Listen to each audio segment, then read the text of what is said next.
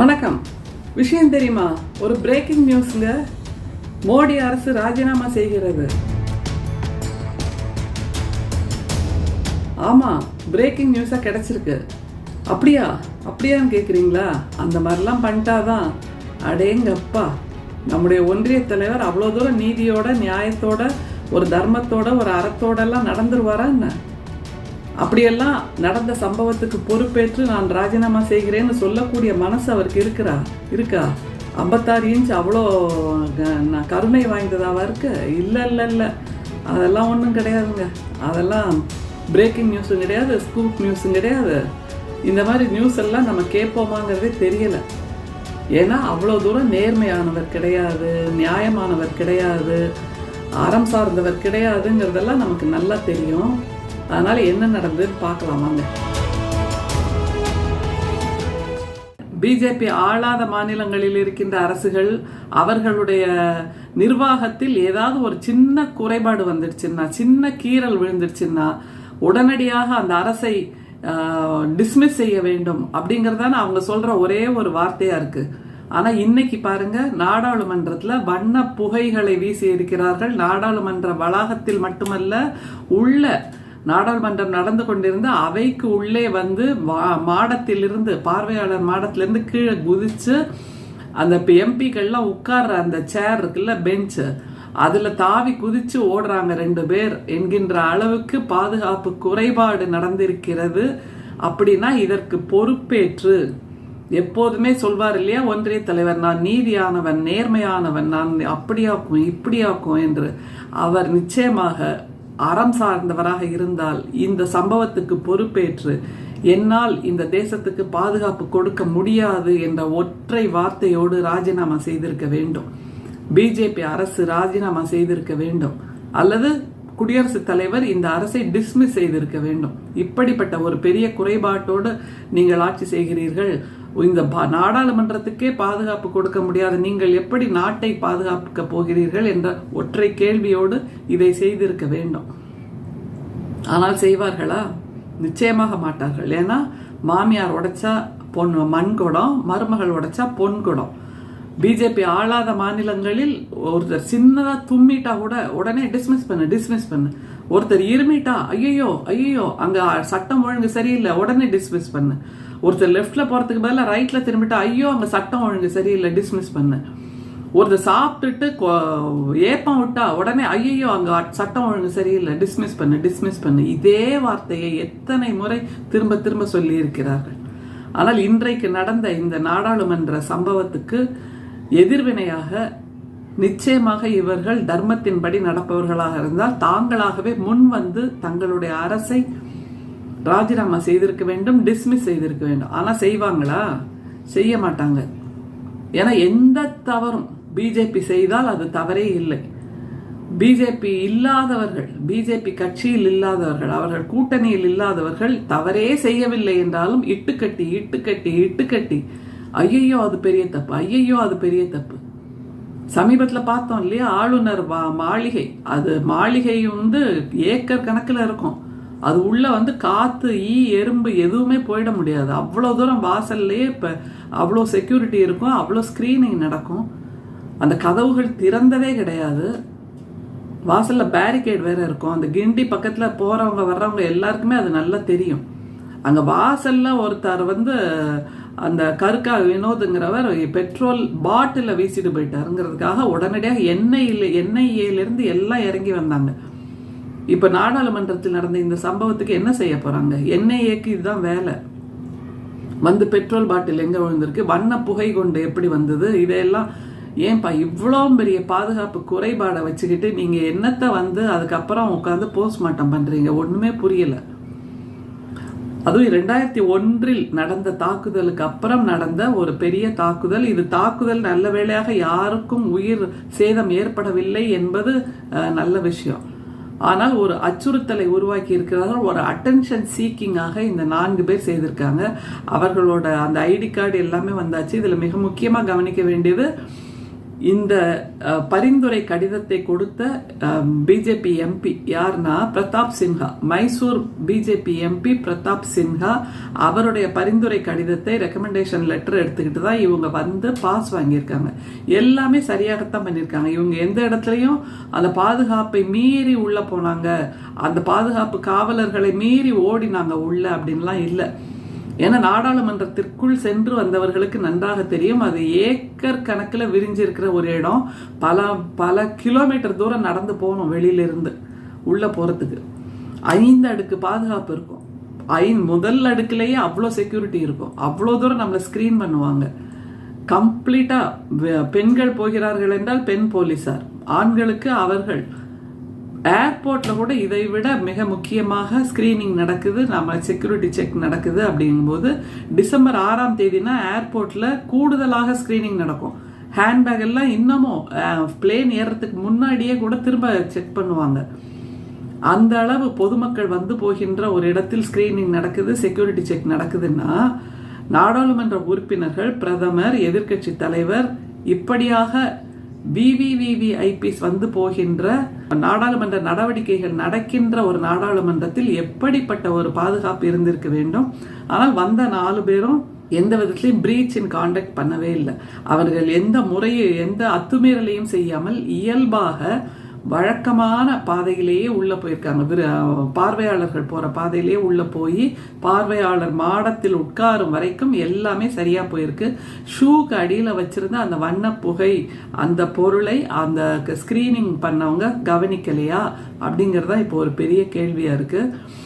நிச்சயமாக இது மிகப்பெரிய குற்றச்சாட்டாக எல்லோரும் வைத்துக் கொண்டிருக்கிறார்கள். ஆனால் ஒன்றை நாம் நினைவில் வைத்துக் கொள்ள வேண்டும், அந்த 4 பேரும் பிடிபட்டப்புறம் என்ன தெரியுமா சொல்லி உரத்த குரல் எழுப்பினாங்க?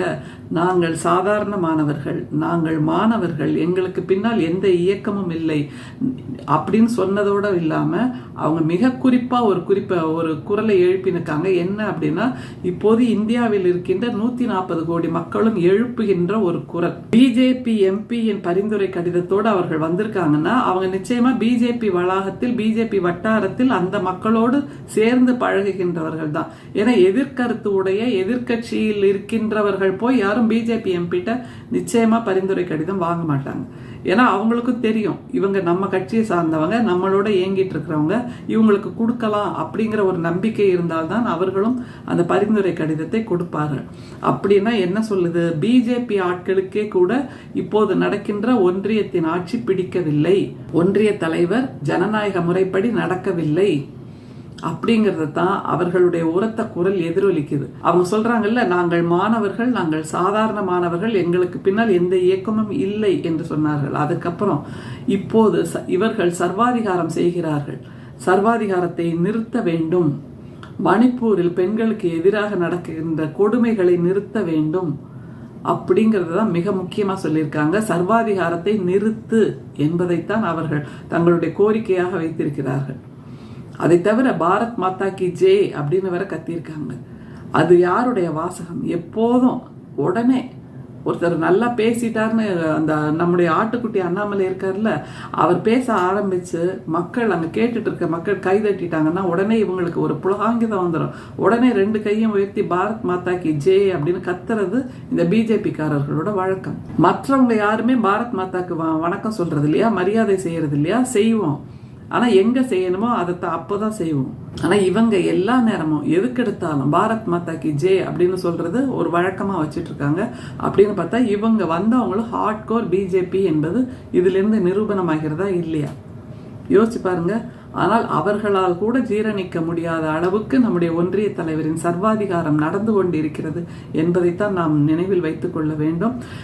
உலக மகா புருஷ் என்று சொல்பவர், உலகத்தில் எந்த இடத்தில் போர் நடந்தாலும் அதை நிறுத்துவதற்கு நம்முடைய ஒன்றிய தலைவரை விட வேறு எந்த உலக தலைவருக்கும் தகுதியே இல்லை என்று சொல்பவர்கள், உலகத்தில் எங்கே வன்முறை நடந்தாலும் அங்கே சமாதானத்தை உருவாக்குவதற்கு நம்முடைய ஒன்றிய தலைவரை தான் அழைக்கிறார்கள் உலக நாடுகளில் என்று மார்தட்டி கொள்கின்ற அந்த பிஜேபி காரர்கள் இப்போது எங்கே போனார்கள்? ஒன்றிய தலைவரின் ஆட்சி நடக்கின்ற இந்த காலத்தில் தானே இப்படிப்பட்ட ஒரு இது சம்பவமா அல்லது தீவிரவாத தாக்குதலா அல்லது நாடகமா என்பதை பற்றியெல்லாம் பல கேள்விகள் இருக்கின்றன. எல்லோரும் அதை உரத்து பேசிக் கொண்டிருக்கிறார்கள். ஆனால் இப்படியான சம்பவங்கள் தொடர் சம்பவங்களாக மாறிக்கொண்டிருக்கின்றன. இது ஒரு அட்டென்ஷன் சீக்கிங் இன்சிடென்ட் என்று வைத்தால் அவர்கள் சொன்னதில் 2 முக்கியமான விஷயம். ஒன்று, மணிப்பூரில் பெண்களுக்கு எதிராக நடக்கின்ற கொடுமைகளை நிறுத்துங்கள் என்றால் இந்த ஒன்றியத்தின் ஆட்சி, இந்த பிஜேபி ஆட்சி பெண்களுக்கு எதிரான ஆட்சியைத்தான் செய்து கொண்டிருக்கிறது என்பதற்கு மிக சமீபத்திய உதாரணம் மொஹுவா மொய்த்ரா என்பது நமக்கு நன்றாக தெரியும். அதே மாதிரி சர்வாதிகாரத்தை நிறுத்து அப்படிங்கிறாங்க. யோசிச்சு பாருங்க, நம்முடைய தேர்தல் ஆணையர் தேர்வில் கூட தலைமை நீதிபதி இருக்க வேண்டாம் என்பதாக புதியதாக ஒரு மசோதாவை உருவாக்கி சட்டத்தை உருவாக்கி இருக்கிறார்கள் என்றால் அதில் தேர்ந்தெடுக்கின்ற குழுவில் பிரதமர் இருக்கிறார். பிரதமருக்கு ஒத்து வரக்கூடிய பிரதமர் சொல்லுகின்ற அமைச்சர் இருப்பார், அப்புறம் எதிர்க்கட்சி தலைவர் இருப்பார் என்றால் பிரதமர் சொல்லுகின்ற அமைச்சரும் தானே ஏதாவது 2 பேர் மெஜாரிட்டின்னு வந்துருது. அப்ப எதிர்க்கட்சி தலைவர் என்பவர் சும்மா தானே. இப்படியாக எல்லா இடங்களிலும் தங்களுடைய சர்வாதிகாரத்தை இட்டு நிரப்பிக் கொண்டிருக்கின்ற இந்த ஒன்றிய ஆட்சியை ஒழிக்க வேண்டும் என்று இவர்கள் கிளம்பி வந்திருக்கிறார்கள். அந்த பொண்ணு ஹரியானாலிருந்து வந்திருக்கா, நீலம் அவங்களோட பேரு, 42 வயசு. மகாராஷ்டிராலேருந்து அமுல் ஷிண்டேன்ற ஒரு தம்பி, அவரோட வயசு 25. இப்படியாக இளைஞர்கள், ஏனென்றால் அவர்கள் பார்க்கிறார்கள் தங்களுக்கான வேலை வாய்ப்புகள் பறிபோய் கொண்டிருக்கின்றன, தங்களுக்கான நம்பிக்கை என்பது இந்த தேசத்தில் இல்லை. எந்த விதத்திலும் ஒன்றிய அரசு அவர்களுக்கான நல்வாழ்க்கையை கொடுக்கவில்லை. அவர்களின் சேமிப்பை இல்லாமலாக்கி கொண்டிருக்கிறது, அவர்களின் வாழ்வாதாரத்தை கேள்விக்குறியாக்குகிறது. அவர்களுக்கு சம்பளத்துக்கு வழி இல்லை, சரியான வாழ்க்கைக்கு வழி இல்லை என்னும் போது அவர்கள் விரக்திக்கு தள்ளப்பட்டிருக்கிறார்கள். வேலை வாய்ப்பு இல்லைன்னு சொன்னா உடனே பக்கோடா வித்து பொழைச்சுக்கோங்கன்னு சொல்கின்ற மக்கள் இந்தியாவில் இருக்கிறார்கள். பக்கோடா வச்சு பொழைச்சிக்கிறதுக்கு தான் இவங்க பிடெக்கும் எம்பிஏவும் எம்பிபிஎஸும் படிச்சுட்டு வர்றாங்களா? அப்படியான இளைஞர்களின் குரலை இந்த சம்பவம் உரத்து பேச வைக்கிறது. இவர்கள் ஒரு அடையாளம் தான். இவர்களைப் போல எத்தனையோ கோடிக்கணக்கான இளைஞர்கள் அவர்களின் குரலோடு ஒத்து போகின்றவர்களாக இருக்கிறார்கள். அவர்கள் எழுப்பிய கேள்விகளோடு ஒத்து போகின்றவர்களாக இருக்கிறார்கள். அதை மனதில் நினைத்து வைத்துக் கொள்ள வேண்டும் ஒன்றிய அரசு, ஒன்றிய தலைவர். நிச்சயமாக இந்த சம்பவம் மிகப்பெரிய பாதுகாப்பு குறைபாடுதான். இது உள்துறை அமைச்சகத்தின் தோல்வியா அல்லது உளவுத்துறையின் தோல்வியா என்பது ஒரு பெரிய கேள்வி. ஆனால் இது யாருடைய தோல்வியாக இருந்தாலும் சரி, இது ஒன்றிய தலைவரின் தோல்வி, அவரால் வழிநடத்தப்படுகின்ற பிஜேபி அரசாங்கத்தின் தோல்வி. எப்போதும் ஒரு சொல்லி த்ரெட்டன் பண்ணுவாங்கல்ல பிஜேபி ஆளாத மாநிலங்களில். ஒரு சின்ன சம்பவம், எறும்பு நடந்து போயிடுச்சுன்னா கூட உடனே ஆஹா அங்க சட்டம் ஒழுங்கு சீர்கெட்டாச்சு, இந்த பக்கமா பறந்து போயிடுச்சுன்னா உடனே சட்டம் ஒழுங்கு சீர்கெட்டாச்சு, ஒரு நாய்க்குட்டி இப்படி கிராஸ் பண்ணிடுச்சுன்னா உடனே சட்டம் ஒழுங்கு சீர்கெட்டாச்சு, அங்க உடனே டிஸ்மிஸ் பண்ணுன்னு சொல்கின்ற இந்த ஒன்றிய அரசு, இந்த ஒன்றிய தலைவர், இந்த பிஜேபி ஆட்சி இப்போது என்ன செய்ய போகிறது? நாங்கள் ராஜினாமா செய்கிறோம் என்று மனசாட்சியின்படி அவர்கள் செய்வார்களா என்பதுதான் பொதுமக்கள் கேட்கின்ற கேள்வி. ஏன்னா இப்ப எல்லாமே பொதுமக்களுக்கு நாடகம் ஆயாச்சு, ஜோக் ஆயாச்சு, நகைச்சுவை காட்சி ஆயாச்சு. இதை எதிர்பார்த்தோம்ப்பா, ஏற்கனவே இது நடக்கிறதா, ஒன்றிய தலைவர் இப்படிதான்ப்பா பண்ணுவாரு, நம்ம பிஎம் இப்படிதான்ப்பா பண்ணுவாரு அப்படிங்கிற அளவுக்கு அவர்கள் செய்கின்ற ஸ்கிரீன் பிளே, ஒன்றிய தலைவர் செய்கின்ற உள்துறை அமைச்சர் செய்கின்ற அந்த ஸ்கிரீன் பிளேயை மக்கள் ரொம்ப சுலபமா கண்டுபிடிக்கிறாங்க. அதனால நேற்று காஷ்மீர் இஷ்யூ என்பது மிகப்பெரிய விவகாரமாக இந்தியாவில் விவாதிக்கப்பட்டு கொண்டிருக்கும் போது அதிலிருந்து மக்களை டைவர்ட் பண்றதுக்காக இதை பண்றாங்கப்பா அப்படின்னு பொதுமக்கள் சொல்றாங்க. இப்படியாக பல அனுமானங்களை பொதுமக்கள் சொல்லிக் கொண்டே இருக்கிறார்கள். அவர்கள் சொல்வதில் உள்ள நியாயத்தை எடுத்துக்கொள்ள வேண்டும். அதே போன்று இந்த வண்ண பொடிகளை தூவிய அந்த இளைஞர்கள், அவர்கள் உரத்த குரல் எழுப்பினார்கள் அல்லவா, அந்த குரல் கேட்ட கேள்வியினுடைய நியாயத்தை புரிந்து கொள்ள வேண்டுமே தவிர இதை வேறு விதமாக அதுக்கு கலர் அடிச்சு இப்படி பேசுவதால் நமக்கும் உடனே சங்கிக்கு எதிரானவர்கள் அப்படின்ற கலர் அடிச்சு தவறான கமெண்ட் எல்லாம் போட வேண்டாம். இது இந்தியாவில் இருக்கின்ற இளைஞர்களின் குரல். எதிர்காலம் இருட்டாக இருக்கிறதே என்கின்ற அந்த பதைபதைப்பில் வந்திருக்கின்ற குரல் என்பதை நாம் புரிந்து கொள்ள வேண்டும். ஏனென்றால் அவர்கள் சொன்னது சர்வாதிகாரம் ஒழிக என்பதுதான். ஜனநாயகம் என்கின்ற போர்வையில் ஒழிந்து கொண்டு சர்வாதிகாரத்தை செய்து கொண்டிருக்கின்ற ஒன்றிய அரசை இவர்கள் துல்லியமாக படம் பிடித்து காட்டியிருக்கிறார்கள், துல்லியமாக நாடியை பிடித்து காட்டியிருக்கிறார்கள். என்ன செய்ய போகிறது ஒன்றிய அரசு? என்ன செய்ய போகிறார் 56 இன்ச் உலகத் தலைவர், யுக புருஷ், வசுதேவ குடும்பகம் என்று சொல்லிக்கொண்டே அந்த அம்பானி அதானியை மட்டுமே, அவர்களுடைய குடும்பத்தை மட்டுமே வாழ வைக்கின்ற நம்முடைய ஒன்றிய அரசுக்கு எதிரான குரலாகத்தான் இந்த இளைஞர்கள் வந்திருக்கிறார்கள் என்பதை புரிந்து கொள்ள வேண்டும். என்ன செய்ய போகிறார் ஒன்றிய தலைவர்? மற்ற பிஜேபி ஆளாத மாநிலங்களுக்கு ஒரு நீதி, எங்களுக்கென்றால் வேறு ஒரு நீதி என்பதுதான் அவருடைய நீதியாக இருக்க போகிறதா? அல்லது இந்த சம்பவத்துக்கு பொறுப்பேற்று நாங்கள் எங்களுடைய பாதுகாப்பு குறைபாடுகளை ஏற்று அந்த தார்மீக பொறுப்பை ஏற்று நாங்கள் ராஜினாமா செய்ய போகிறோம் என்று சொல்ல போகிறாரா? அவருக்கு மனசாட்சி என்ற ஒன்று இருந்தால், பிஜேபிக்கு மனசாட்சி என்ற ஒன்று இருந்தால், ஒன்றிய அரசுக்கு மனசாட்சி என்ற ஒன்று இருந்தால் சரியான தீர்ப்பை கொடுப்பார்கள் என்பது நிஜம். பார்க்கலாம். நன்றி, வணக்கம்.